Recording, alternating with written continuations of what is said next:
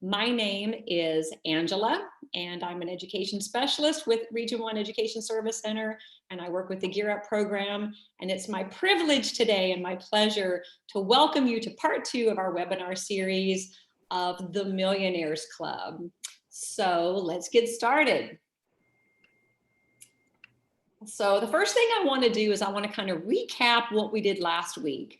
Last week was week 1, and we started out with our Millionaires Club webinar series talking about what is a millionaire? What is it? You know, it's really easy to say I want to be a millionaire. So what is that and how do you do it? We talked about how oftentimes we associate people that have a luxury lifestyle with being millionaires, for example, celebrities or high-profile athletes. But we also made the point that most millionaires are people that just look like ordinary people. You would never even know by looking at them that they're a millionaire. Most millionaires live well below their means. They have a good job. They're earning a decent salary. They're saving and investing a good portion of it, but they're living well below their means. And so what we did last week was step 1 to becoming a millionaire is you got to earn some money. Okay.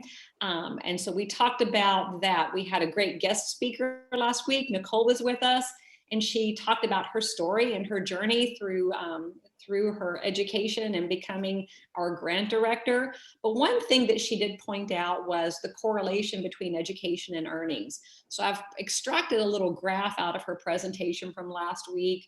And I love graphs because they tell a story. And so if you'll look at this, and this is again from Nicole's presentation last week, it compares on average the type of income that one could more than likely expect to earn with less than a high school diploma, some college courses, an associate's degree, a bachelor's degree, and then on up. And you can see that every line on that line graph gets higher and higher and higher. So there's definitely a correlation between continuing your education and the amount of money that you can plan to earn. Last week, you went to My Next Move and you chose a career. Did you notice what type of education is required for that career? If you didn't get a chance to look at that, I encourage you to go back and take a peek and determine how much education your chosen career requires, and talk to your counselor or Gear Up facilitator to find out how to get that type of education. They can help you with that. Step 2, this is where the magic happens, okay? Step 1 was earn some money. Step 2 is keep part of it. Don't spend it all. It's really just that simple. A lot of people think it's really hard to become a millionaire. It takes discipline, it takes time and patience, but it's really just as simple as prioritizing saving and investing. And so the hint here is to pay yourself first. And that's going to be our big topic for today. So without any further ado, I want to remind you all that we are in a Zoom webinar, which is very different from a Zoom meeting. We can't all see each other. You're probably wondering where the chat button is. You're probably wondering where is everyone else's faces and stuff like that. That's okay, we're in a webinar. We do want to hear from you. So if you'll notice on your toolbar, there's a Q&A button. If at any time during this live presentation, you have any questions at all for me, my colleague Chris, hi Chris, got my partner in crime here, and our featured speaker today, Mr. Javier Villarreal, please type your question into the Q&A and use the Q&A button. We'll see it, and we'll be sure to get all of your questions answered. We do want to hear from you. So without any further ado, we do have today Mr. Javier Villarreal from the Securities and Exchange Commission, who is going to talk to you all about saving and investing. And so if you'll give me a second to minimize this and pull up Mr. Villarreal's presentation. Hi, Javier. Good morning, everybody. If I get distracted, it's because I got the dogs on the patio. They have gotten used to being inside all day, so now they get grumpy if they're outside for 5 minutes, and they drive me crazy. If you guys have some good questions, maybe you can meet the dogs. As Angela's pulling up the presentation, as she said, I work for the Securities and Exchange Commission. We have several offices. We're headquartered in Washington, D.C., which has been in the news a lot lately. But I'm in the Fort Worth regional office. And for those of you who don't know, Fort Worth is next to Dallas. She's going to pull up a slide. Do you have the slides up? Here we go. Yeah, took me a minute there. Thanks everyone for your patience. And Mike. There we go. Sorry if about we can that. go back, let me do the disclosure. By law, I have to do it. Is this going backwards? Sorry about that. Yeah, you're going the right direction. Keep going. Okay. Because Yeah, I'll run through it. And now you're going the opposite direction. Let's go the other way. I'm sorry. It's okay. My computer is behaving in a way that it has never behaved before. So I'm a little bit, hold on just a second. Javier, I may have to ask you to screen share. Well, I don't have it pulled up. Okay. Okay. Give me just a second, guys. My computer is acting in a way that it has never acted before. All right.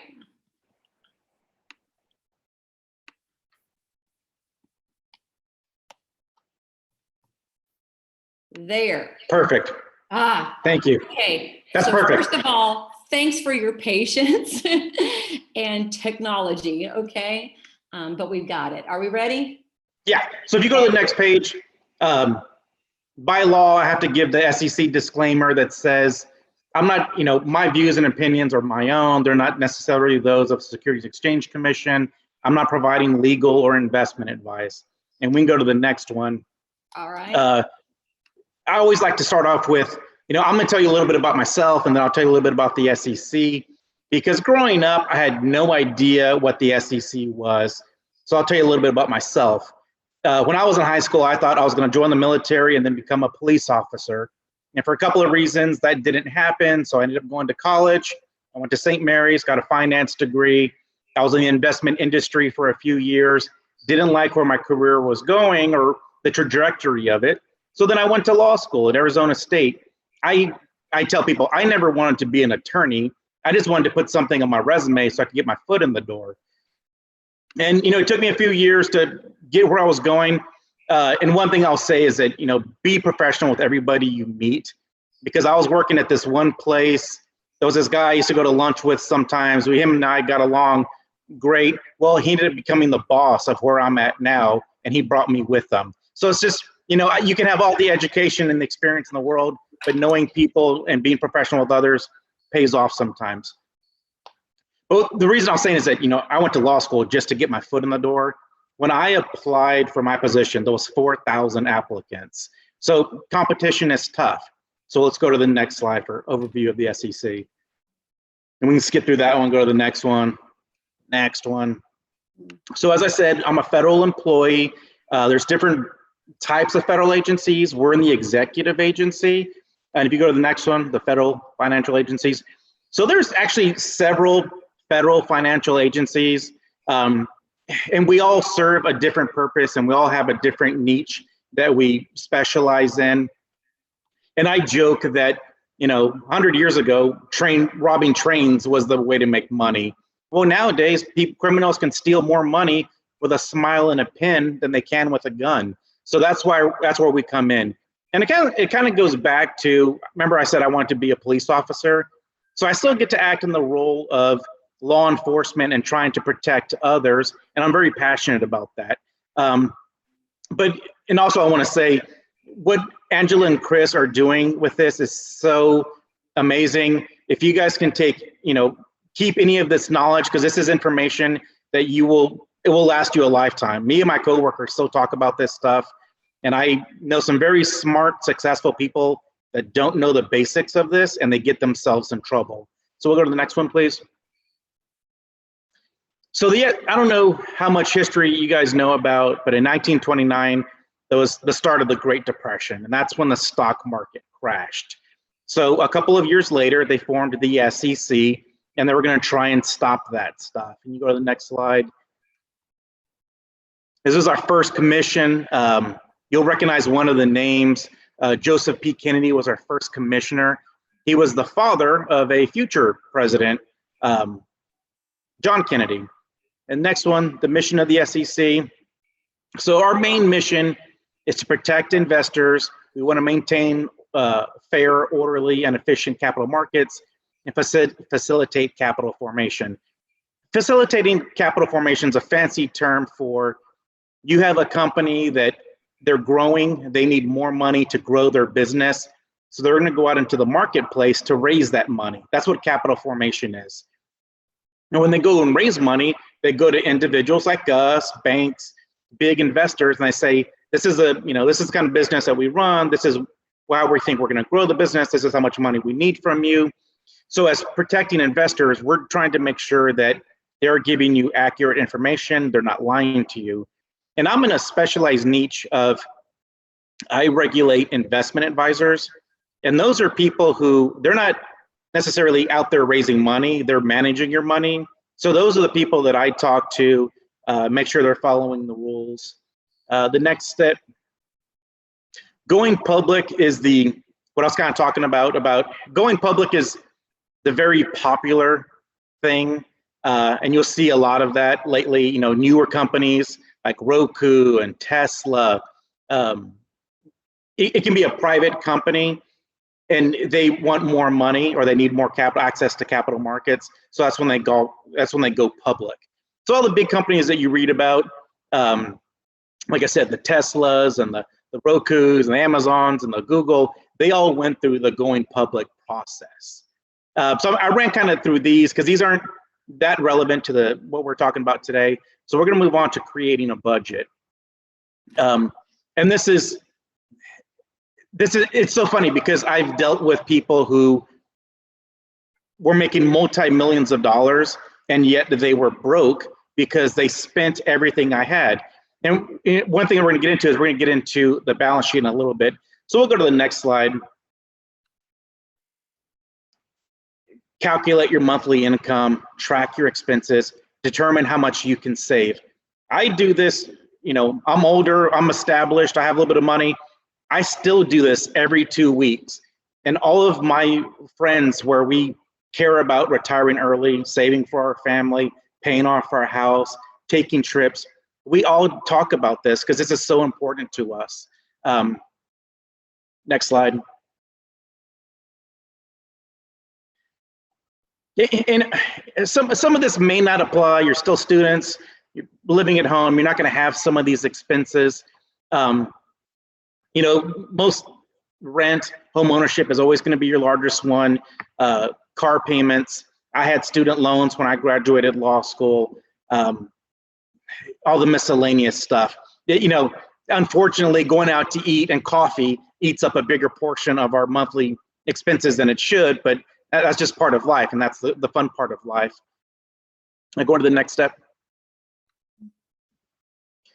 So before we get into the balance sheet, the balance sheet is, it's a fancy accounting term, but if you can do that on yourself, it gives you such a great picture of where you stand financially. And I do it twice a year just to make sure I'm on track. And also it's kind of a reward of like, hey, I've worked really hard these last 6 months at doing this. Let me see what my progress is. Assets, they're things that you own. Liabilities, they're things that you owe. Next step.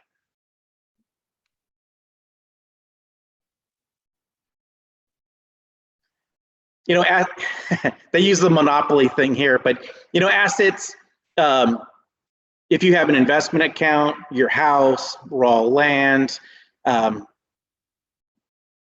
other forms of investment. Some people use cars. I don't use vehicles because the vehicles are depreciating assets and I don't view them as a growing asset. Liability, this is anything that you owe.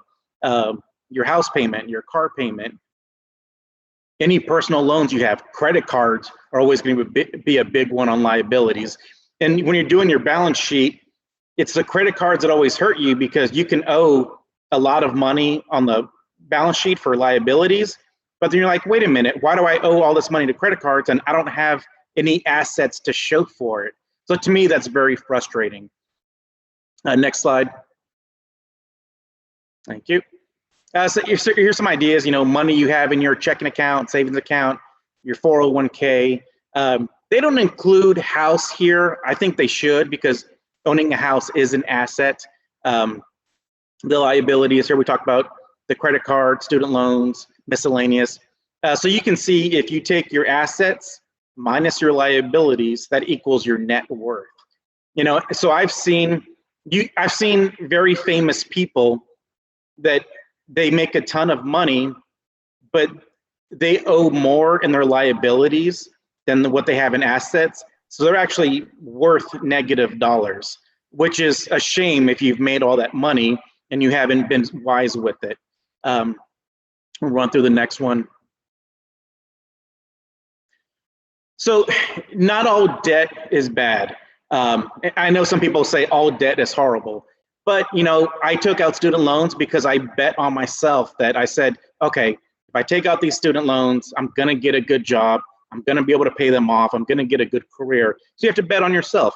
And it's the same thing with buying a house. You're gonna say, well, I need somewhere to live for the next 5, 15, 20 years. I might as well own the asset instead of paying someone else rent. Same thing if you open a business. I know people that took out money to start a business and they were very successful with that. So there's good forms of debt, but every month I hate looking at that statement and seeing that I'm paying someone else interest. That drives me crazy. Because you know, the credit union or the bank, whoever it is, I'm more important. I think I'm more important than they are. So why am I paying them money? I want that money. So we'll go to the next one.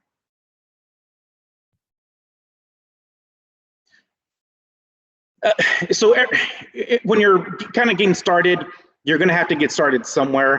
And having a good credit score is so important because I've seen, you know, for example, I've seen people that they wanted to start a business, but their credit was so bad, nobody would loan them money. Or I've seen people that their credit was so bad, they had to pay twice as much in interest when buying a house. Or same thing with the car. You know, a lot of times we have to take out debt.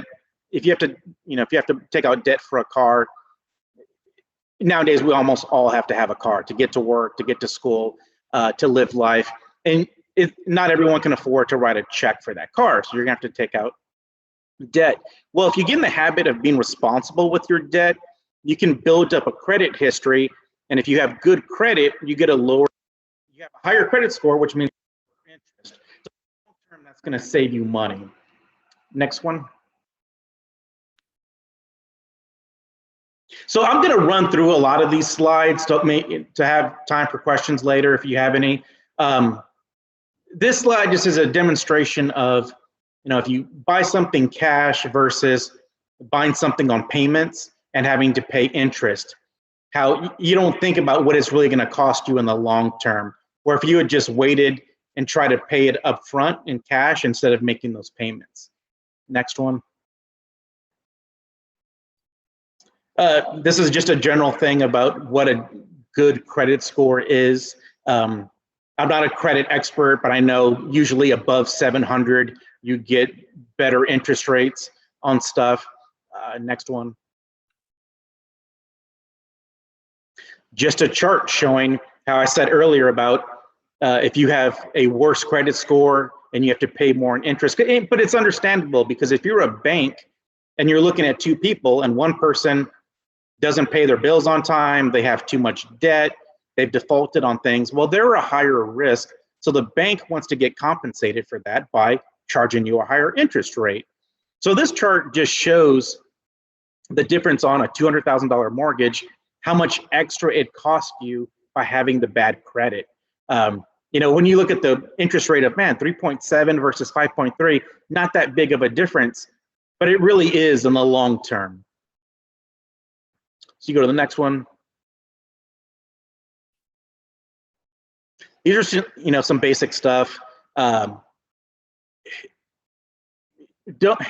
seen a lot of times where the person that you're trusting, the car salesman, the person trying to sell you the house, they don't care if you can afford it. They don't care about your finances.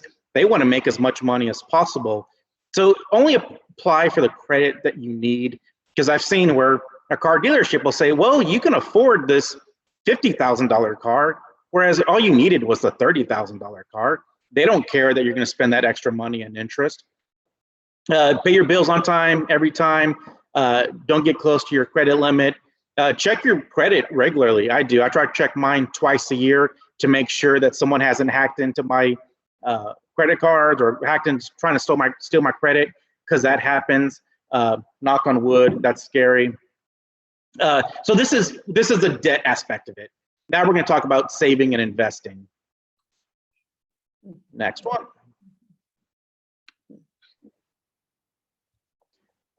So this is where I get passionate, because I graduated law school. I had a lot of student loans. I wasn't making as much money because I was just getting my career started. So I'm very proud of. I still go back and look at where I was, and I look at now, and it's such. I'm so proud of what I've accomplished in this time. And a lot of these steps, they're baby steps. You're not going to be able to do this overnight. But if you can get into the habit of practicing these things now, you're going to be in great situation when you get older.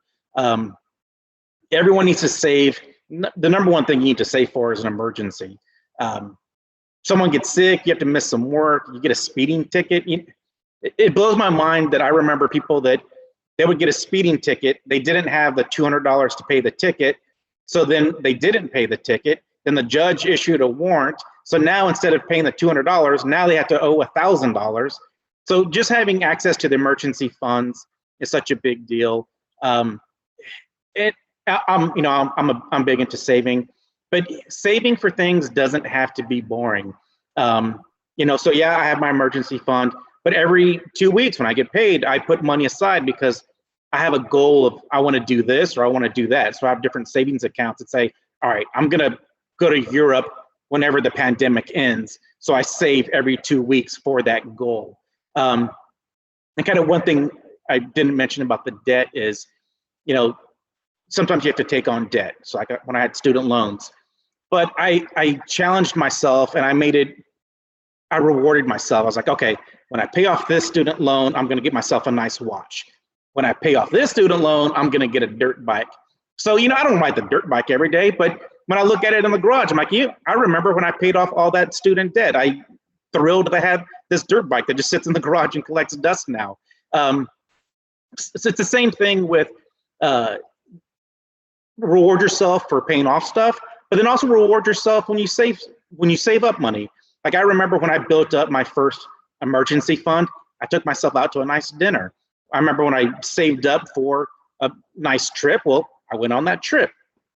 So let's go to the next one.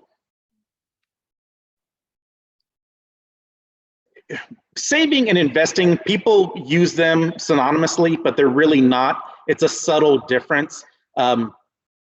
Money, it's the money you earn, but you don't spend.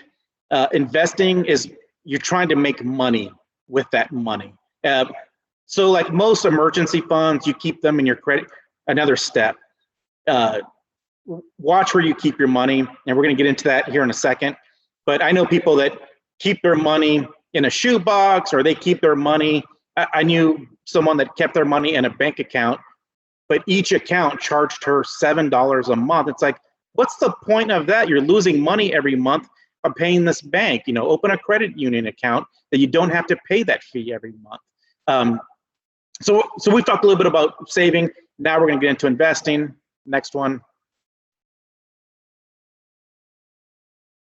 Students, you guys are young. You don't think long term yet. I know I didn't. When I was in high school, I was only thinking about summer or spring break or Christmas. I didn't think long term. Once you get through college and start working, then you'll start thinking more long term. Like once I started working, I was like, when is retirement? I don't get spring break anymore. I can't wait till I retire. So that's why I'm saving so much money now so I can retire one day. So investing, there's this thing called inflation. You'll hear the news talk about it. And they have a target number that they want for inflation. But really what inflation is everything gets more expensive. And this is just a simple example of that, of, a simple truck in the early 90s, cost less than $12,000. Whereas now a similar truck is almost $30,000, if not more now. So that goes back to my story of the people that keep their money literally under a mattress or in a shoebox. You're literally losing money, because if you have $100 under the mattress, but inflation is 3%, that $100 is essentially losing money because it's losing buying power. So you always need to be putting your money in somewhere you're trying to grow it because you want to keep up with inflation. So the next slide is the fun one. Angela loves charts. That's why that's in here for her. Compound interest. And it's a simple theory of you have $100. Next year it grows to 101. Well, now instead of earning interest on the $100, now it's earning interest on $101. Next year it's going to be earning interest on $103. So it just exponentially grows like that. And the biggest, so we'll go to the next one. The rule of 72 is a little complicated. We'll skip this one. If you want to go to our website, we have these calculators that, it's funny that I work at the SEC and I still go, you go to the next one, Angela. Thanks. I work at the SEC and I still go to the website to play on the calculators because I do the game of, okay, if I invest this much every 2 weeks for the next 10 years, next 20 years, if I put it in this type of account that's earning this, if I put this one in this type of account that's earning this, it gives you an idea of what it can grow to. Now, nothing is certain. The stock market fluctuates, and we're going to get into that in a little bit. So these aren't concrete numbers, but it gives you a good idea of where to start. Next one. This is the big one. If the earlier you can start, the better. And that's easy. I'm an example of that. It's easier said than done. When I was in my 20s and going to college and in law school, I didn't have any money. I barely had enough money to put gas in the truck or go eat. So investing when I was in law school wasn't an option. So when I'm older, I had to invest even more to catch up. But if you're lucky and you get a good career and you graduate in your early 20s and you start making a decent amount of money, if you can start then, you're going to be in much better shape. Because if you just, what it goes through here is if you start from 18 to 27, you only invested 20,000, but all the numbers are the same as far as the average rate of return. You can see how much more money you would have at 65.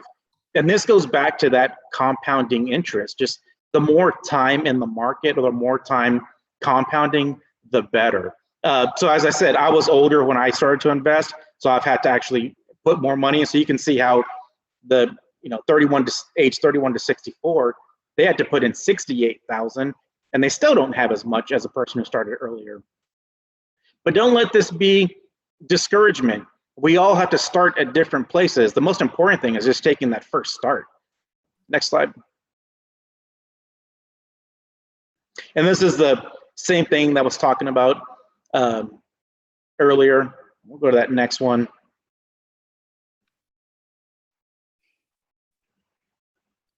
If you have a goal of 500,000 by 65, 500,000 might sound like a lot, but by the time you retire, it's not gonna be a lot. So these numbers, you'll probably have to have more than that. But you can see if you start at the age of 25 and you put $209 a month, you're gonna have 500,000 by the time you're 65. But if you wait till you're 50, you have to put away over $1,600 to get to the same dollar amount. And it goes back to that compound interest and time in the market. We'll go to the next one.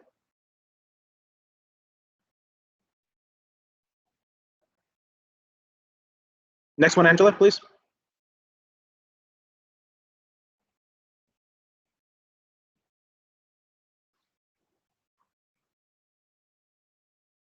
Do we freeze up?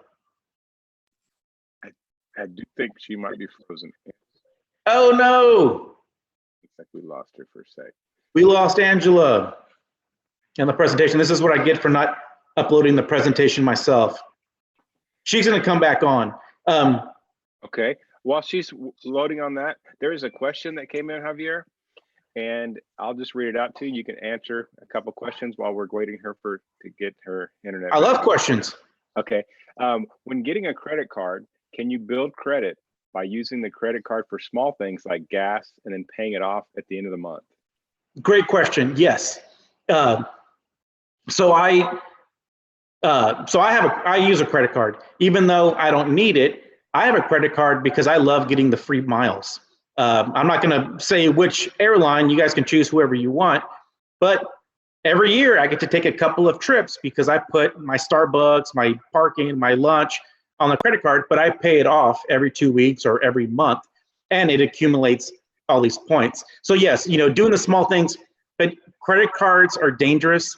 And there's a reason that those credit card companies love to go to colleges and give you a free t-shirt, because they know college kids are like, well, I got $1,000 on this credit card. Let's go to spring break. Let's go to Mexico.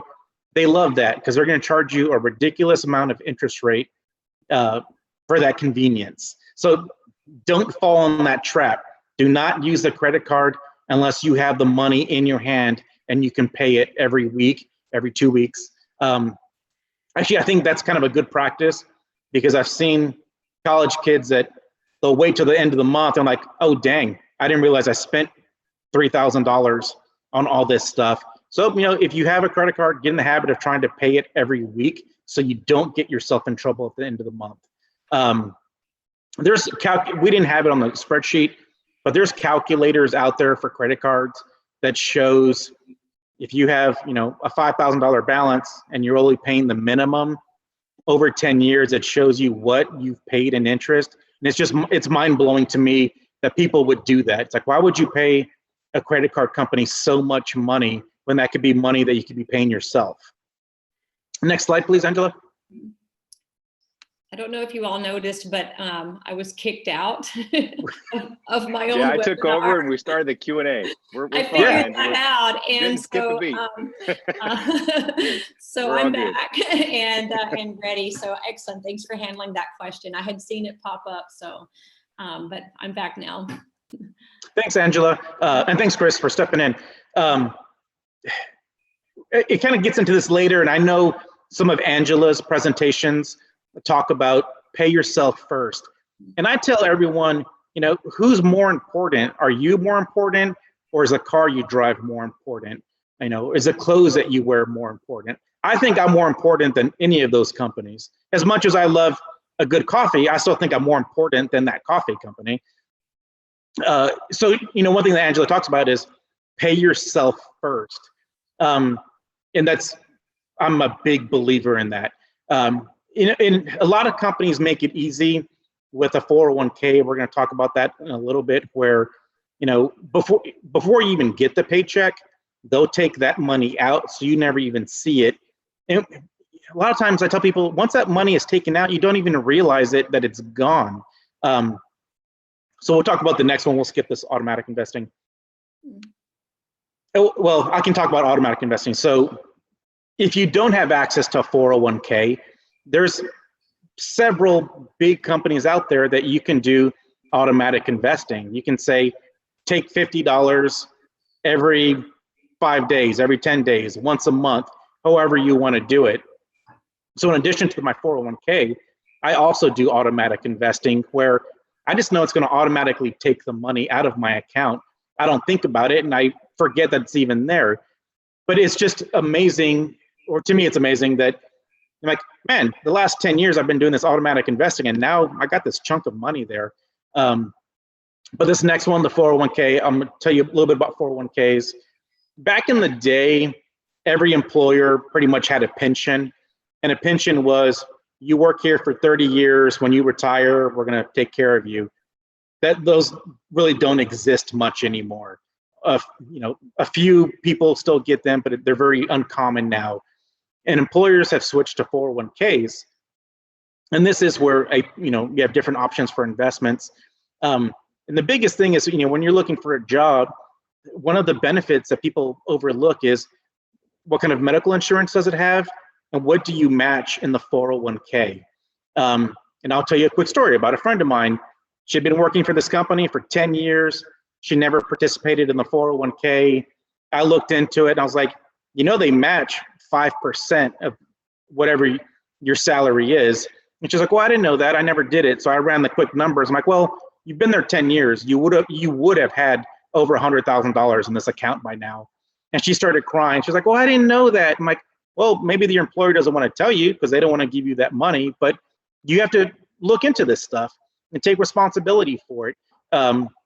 Because to me, so the way the 401k works is, if you put in, a lot of times just for math's sake, you say, if I put in 5% of my salary, they're going to match that 5%. So if you put in $5, they put in $5, you just doubled your money. Like, why wouldn't you not take advantage of that?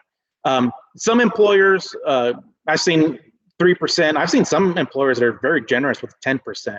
So don't overlook the power of the 401k. Go to the next one.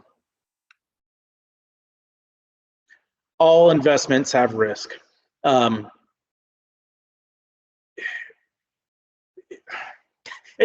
kind of hesitate with this one because everyone is risk adverse. I was just talking to my best friend, and he is all about all these risky things, and I don't like any of that because I'm very risk adverse.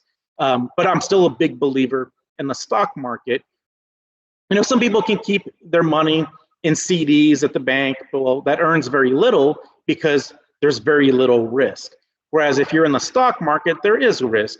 But then I tell people, don't be scared of the stock market because there's a lot of things out there that you don't realize that are publicly traded. For example, I love Starbucks. They're publicly traded. I love my truck. General Motors is publicly traded. Ford is publicly traded. A lot of clothing brands. Ralph Lauren is publicly traded. I'm not selling you on these companies. I'm just saying when you're driving down the street, you can see a lot of different companies that you go to and like, oh, wait a minute, that company, you know, Home Depot, I love that place. They're publicly traded. I love HEB. They are not publicly traded. They are a private company. But I love playing the game of, I see a product I like, I see a company I like, I go see if they're publicly traded and see what the stock share is at. So we'll go to the next one. And this goes back to, it's not trying to time the market, it's time in the market. So you can see, yeah, there's some substantial downturns here that you would have lost a lot of money. We just had a big one in March. So in March, at the start of the pandemic, you know, a lot of stock market, a lot of accounts were down 20, 30%. And I know a lot of people that got scared and cashed out as soon as it happened. The problem is the stock market rebounded this last year.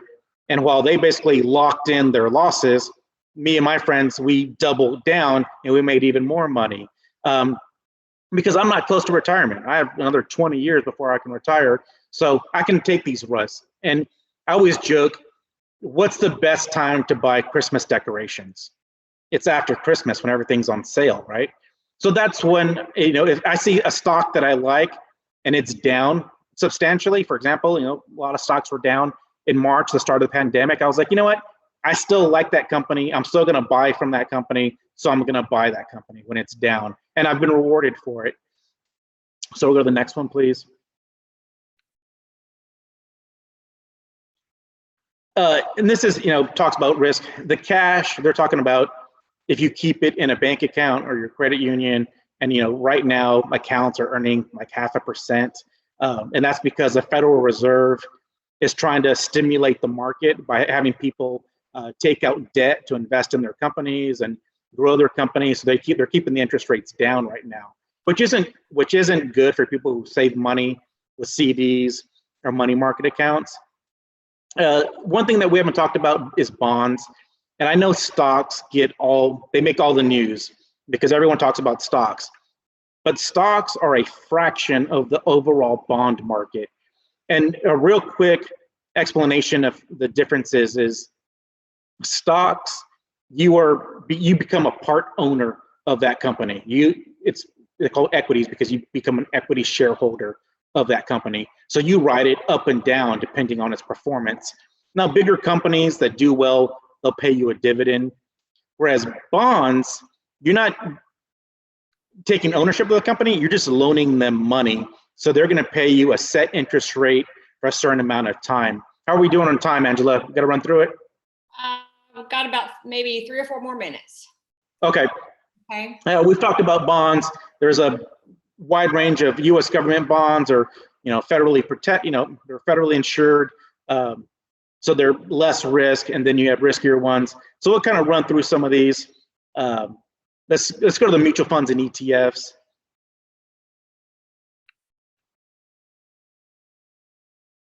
Mutual funds, it's just generically, it's a pool of money, and one mutual fund can have hundreds of different companies in it. And that's the basic, it's diversification.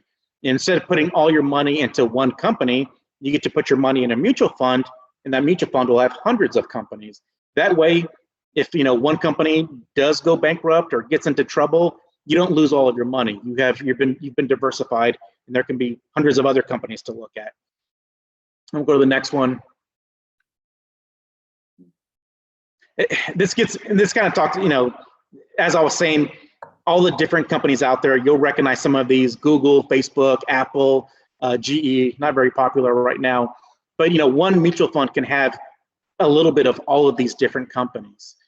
So that's why mutual funds and ETFs are such an easy way to get started. The next one.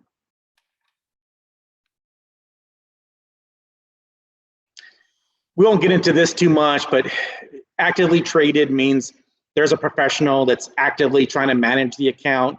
The passive, which have become very popular lately, they're not really trying to manage the account that much. They're just buying a little bit of everything. So for example, the S&P 500, they will literally buy all 500 companies. We'll get into the next one. Fraud. So this is why I have a job, and why I'll always have a job, because there's always fraudsters out there, and we're always trying to catch them. They're sneaky, they're persistent, because it's easy money for them. And I use the analogy of, if you're 65 years old, about to retire, if somebody steals your car, it's not that big of a deal because you can go buy another car. But if someone steals your retirement at 65 years old, it's too hard to replace that. And it's life-changing for these people that we see it happen to. And when I talk to these people that have been victims of fraud, it's the same story over and over again. It's like, man, I should have listened to my gut. It was too good to be true. I caught him in a couple of lies. So we'll go to the next one. Yeah, Leonardo DiCaprio, made it look glamorous to be a crook. It's not. Basic things for, go to the next one, the ask and check, please. And we're almost done. Ask basic questions. Just see if they're registered. Go to our website, see if they're registered, see what kind of history they have. And then just ask basic questions like, what kind of product is this? How do you make your money? And then you ask them basic questions of, have you ever been disciplined before? Have you ever been fired from the industry before? Basic stuff. You may not really get into this because the fraudsters prefer to go after the older people who have more money. As you're younger, you're not going to have as much, so they're not going to be as interested.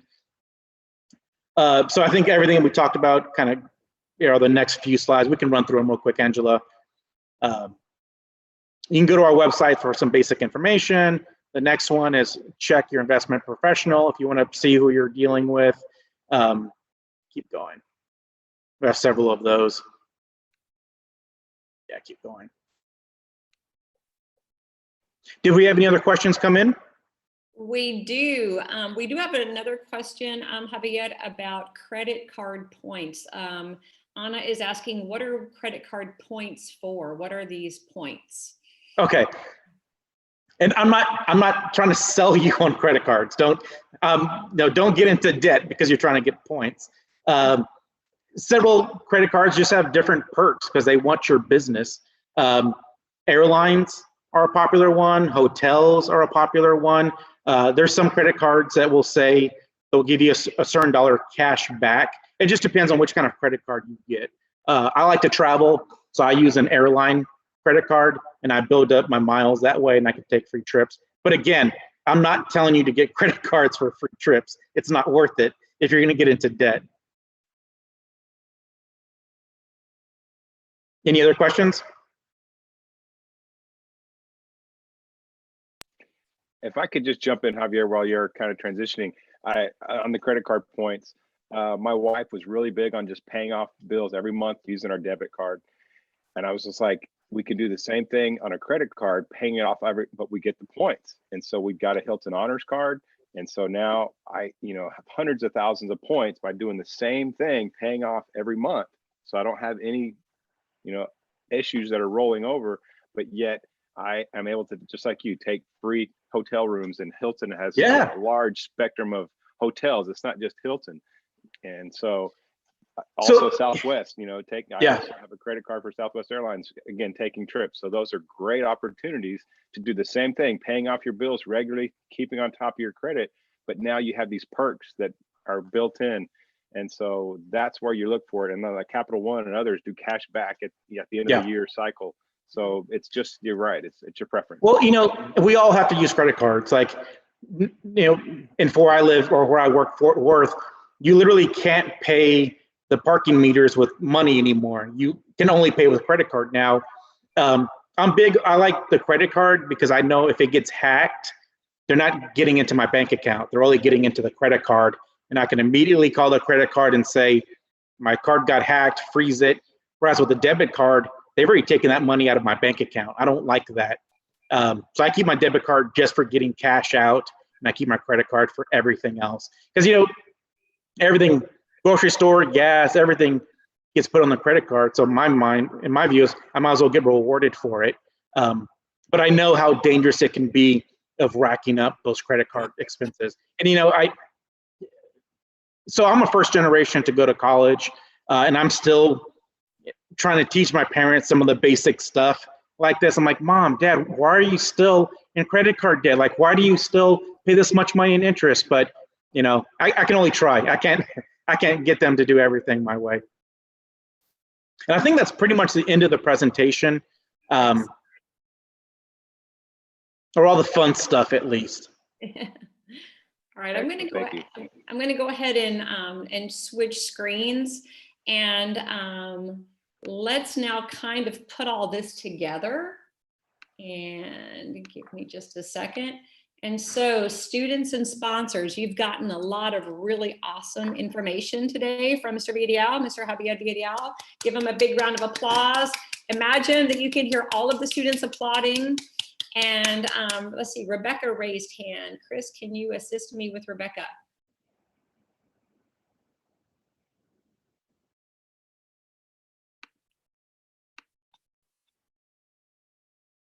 Chris, you're muted.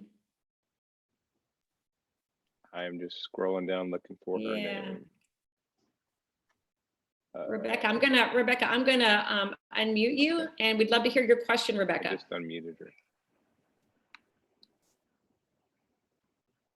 Hi, Rebecca, can you hear us? What we did is Rebecca raised her hand, and so Rebecca, you're unmuted, and so we'd love to hear your question. Looks like she's still muted. All right, let me double check that then. All right. Maybe it was an accidental click. Yeah. I apologize to the students if I talk too fast. I still get excited about this stuff. And I really am passionate about, if I had some of these lessons when I was their age, we could have been in such a better situation. And I think all students should be learning this stuff. All right. Chris, if you can work on, let's see if we can hear from Rebecca. But also, it was an accident. She typed in the Q&A that she apologized. It's all good. Darn it. Well, Rebecca, if you think of a question, we'd love to hear from you. So students, let's talk about the part of the simulation. Remember last week when I first greeted you all during week 1, and we talked about how during the 6 weeks, you're going to create a model of your future. And so what I've done is I've pulled up the Millionaires Club website, and I have that side by side with your salary-based budget. So let's recap really quickly. And today we're going to do steps 5, 6, 7, and 8. So last week you went to My Next Move and you found yourself your dream career. And this, if you'll notice, I've saved my spreadsheet with my name. I've saved it to my desktop, Angela's salary-based budget. So hopefully you were able to download the spreadsheet and save it with your name as part of the document. And remember, in the example I gave you, I chose the career of being a middle school teacher because I was a middle school teacher for a long time and I really, really loved it. And so using My Next Move, we were able to find out that in the county I live in, Cameron County, the median annual gross wage is $53,680. And then what we did was we divided that by 12 to get the monthly gross wage. So a typical middle school teacher in Cameron County, their paycheck is for this amount every month. But then we also realized that we all have to take out taxes. The government does take taxes out to pay for things that benefit the common good. And so we used a paycheck calculator to estimate the taxes. And we determined that after taxes, a typical middle school teacher will get a check every month for around $3,731. Hopefully you were able to go to My Next Move and find your career, and hopefully you have your spreadsheet on your device saved with your name, with the data that corresponds to your dream career. And remember, you're in the 9th grade right now. You can literally do anything you want to do. Any career that's in your heart's desire, that's what I want you to put down, because your facilitator and your school counselor can help you figure out how to go and get that post-secondary credential to make that come true. So today we've talked about savings and retirement. So what I'm going to do, last week was week 1 on our website. And this week is week 2. And so notice that I've revealed it. And so I want you to do a couple of things for me. What you're going to do is you're going to click on week 2 for our website with all of our Millionaires Club activities. And I want you to notice something. On your budget sheet, notice that we have our income, and that the very next thing we're going to do is we're going to talk about savings, and we're going to talk about retirement, also known as investments. Okay. Notice how we put that before we talked about house, car, anything else, food. We put saving and investing at the top of the list, because that's the secret. Remember, I told you at the very beginning when we first tuned in, that's the secret, is to prioritize saving and investing, even if it's really hard, even if it's only a little bit. If you can develop a habit of saving and investing a certain percentage of your income, even if it's right now and you're making maybe $100 or $200 a month on a side job, if it's possible to save $10 or $20 out of that, you're establishing a habit that will hold you really, really, really well throughout all of your adult life. A lot of times people say, well, why should kids save and invest? They don't even have that much. They don't make that much, and they're just kids. It's all about building the habit. So even if it's $5, I remember in this simulation that we're doing, we're talking about your 22-year-old self. But even right now, even if it's just $5 out of what you make, if you develop that habit, it will serve you well throughout the course of your lifetime. All right, so let's talk about step 5. Step 5 is to decide how much you're going to save. And this savings account, it's like a little bucket of money. Okay, hopefully it's in a nice safe bank account somewhere where you save for the unexpected. And what could be the unexpected? A major illness, a hospitalization, loss of your job. I live in Cameron County, a hurricane, a major unexpected car repair. Those are true emergencies. Needing a dress for the prom is not an emergency. It may seem like it, but it's not. When I was little and I would tell my mom, it's an emergency, she would say, is there a bone exposed? No. Is there enough blood to fill a bucket? No. My mom was kind of harsh, okay? And then she would say, well, then it's not an emergency. So emergencies are true, like life and death, life-changing things. What I want you to do is decide, would you like to save 5% of your income, 10%, or 15%? This is your choice. Okay, this is your choice, and you're going to put that number right here. For the sake of this demonstration, I'm going to go with 10%. But again, it's your choice. And the way you calculate that if you're calculating with 10%, you're going to multiply your net wage. Okay, that's the number here. And remember, it's unique to you. Don't just copy my number unless you want to be a middle school teacher. You're gonna, if you're choosing 10%, you're gonna multiply that times 0.10. So I'm gonna do that right now. And let's see what I get. Some of you are probably already doing it. 3731 times 0.10. That's $373.10. All right, that amount of money every month goes into savings. And you know what that buys? It buys peace of mind. Because if myself or any of my immediate family members have an unexpected emergency, I can attend to the emergency and not worry about the money part. Okay, it buys peace of mind. We're going to do the same thing for line 6. Oh, and by the way, on your website, I've linked an article here that has all kinds of great information about your emergency fund. This is my favorite part because this is where the money starts to sing. Okay, when money is growing and money is making money, it's just like a symphony. Okay, for your investment account. And here's the thing, oftentimes people call it a retirement account and then kids go, retirement, that's so far away, I'll worry about it later. No, no, no, no, worry about it right now. Okay, worry about it right now. Javier showed you some really cool charts and graphs that showed how if you start worrying about it early, you're gonna have a great retirement and you can even maybe retire early. Okay, a lot of people think they're gonna be old. You don't have to be old when you retire. If you save enough money when you're young, you can retire really young. Okay, so retirement is not just for old people. Retirement is for the ones that have saved up enough to do it. Think about it like that. Okay, so let's talk about retirement. Do we wanna save 5%, 10%, or 15%? Again, it's your choice.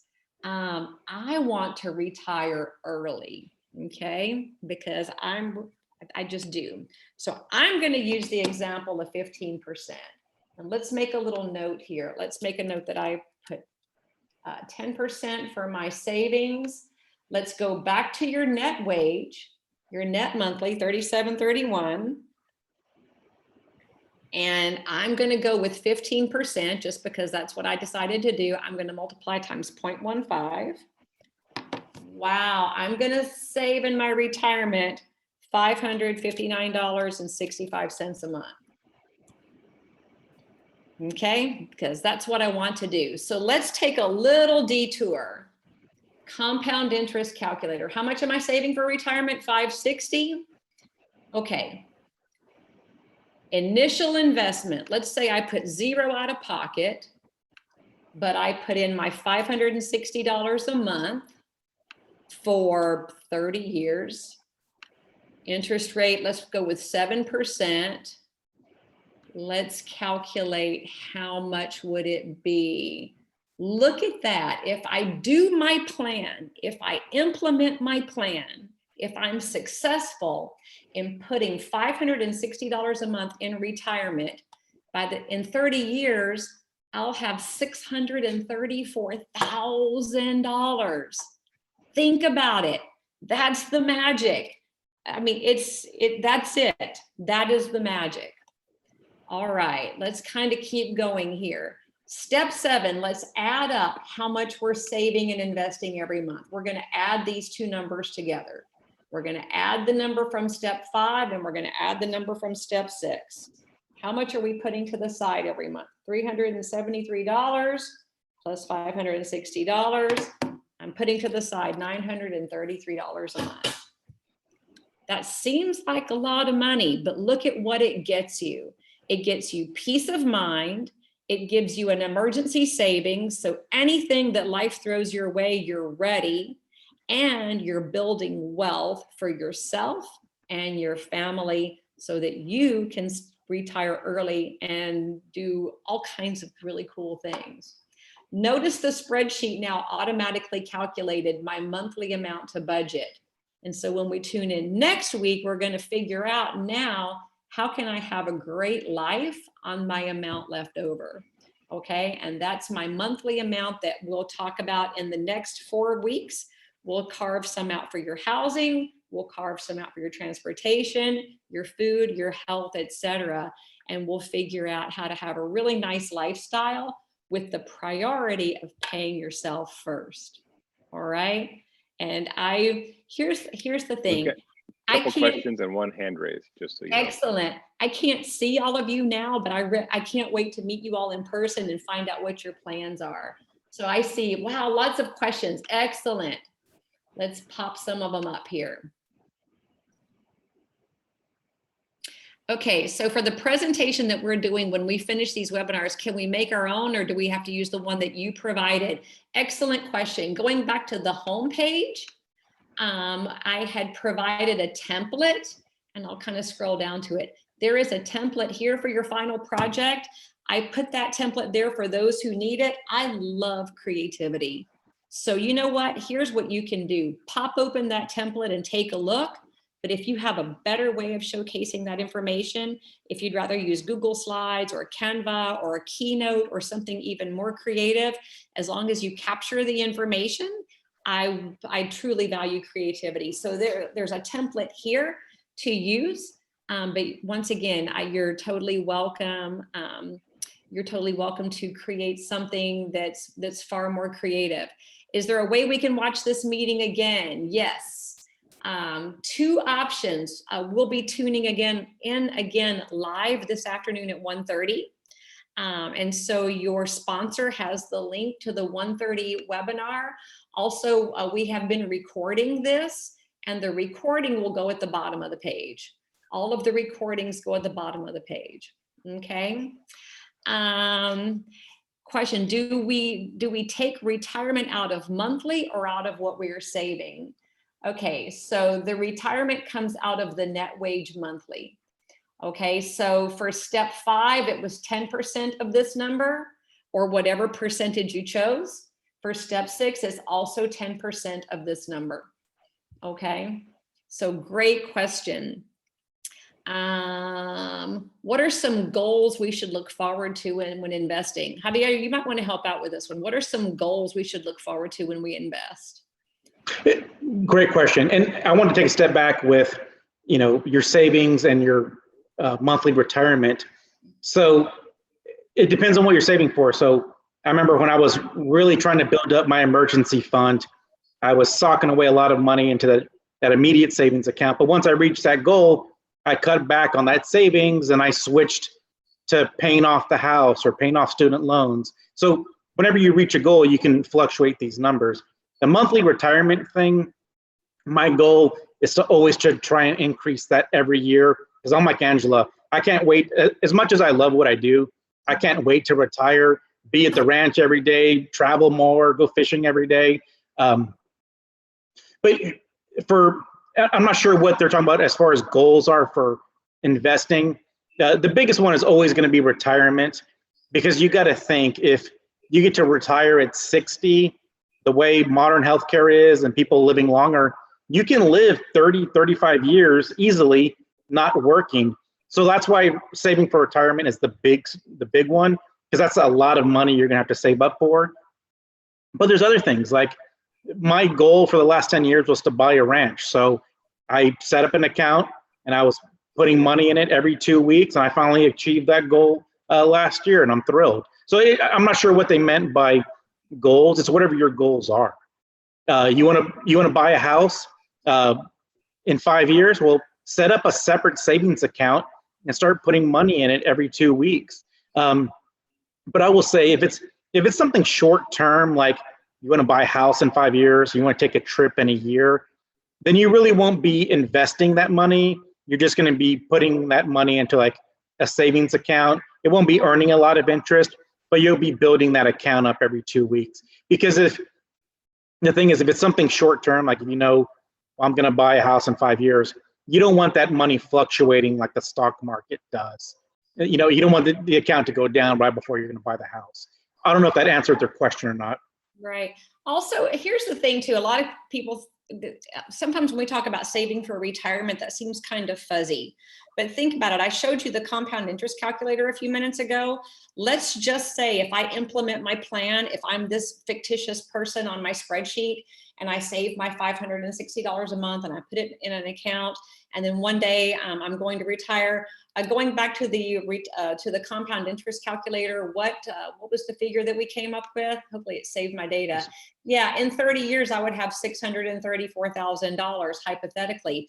That means I can stop working and I can live on that money.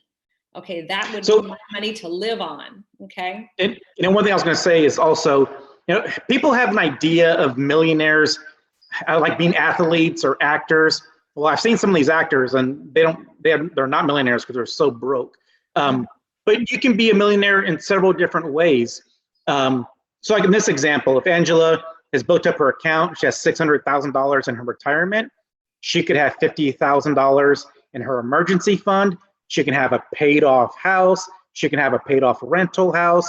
There's different assets you can have that makes you a millionaire. And if we have time, I want to tell a quick story about one of my favorite people.